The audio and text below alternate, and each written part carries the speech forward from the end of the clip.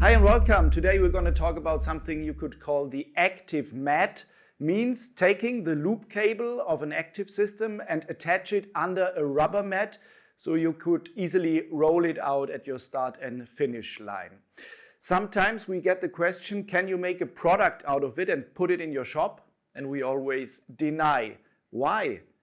Thorsten Griesbach is here with me today, our head of support. Thorsten, welcome. Why do we not have a product like a rolling active mat? Well, if you look at the material costs, it's simply not worth it. Taking shipping costs and taxes into account, it's not worth it for a rubber mat that easily weighs 10-15 kilograms. Another answer to that question is size matters. What size should we offer? Should we offer a rubber mat with 1 meter, 2 meter, 3 meter, 4 meter, 5 meter? We even have customers using 15, 16, almost 20, 25 meters in length of their finish line.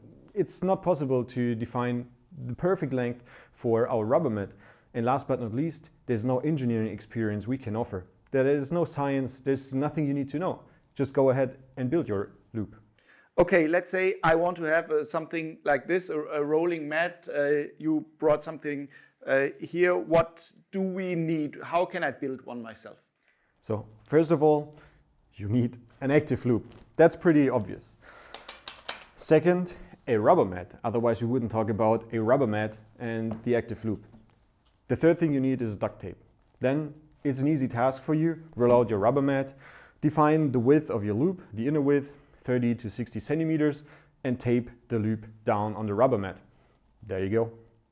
And this rubber material so the material from a technical and from the detection side is not really important, right? It depends, you go to your hardware store or to an online shop and buy whatever you need. Yes, correct. It's just a regular rubber mat.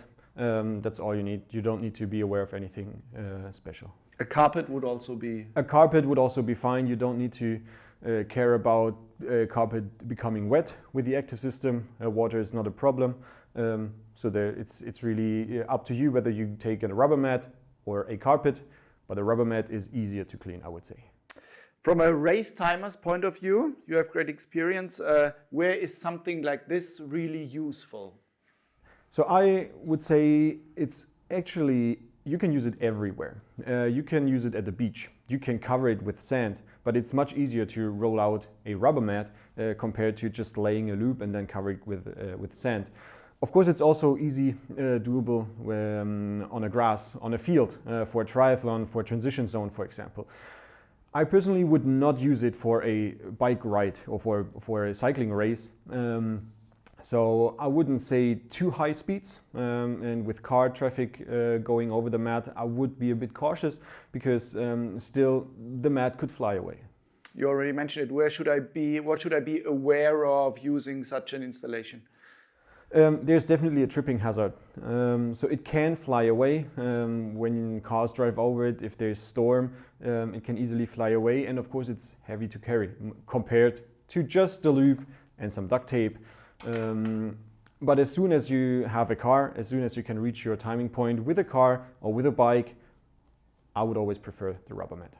Thanks for those answers, Thorsten. So you see, if you really need such a, let's call it rolling mat, go ahead, do it yourself, build one your own in the size and the material you need. We don't want to actually make money out of that. Thanks for watching and see you next time.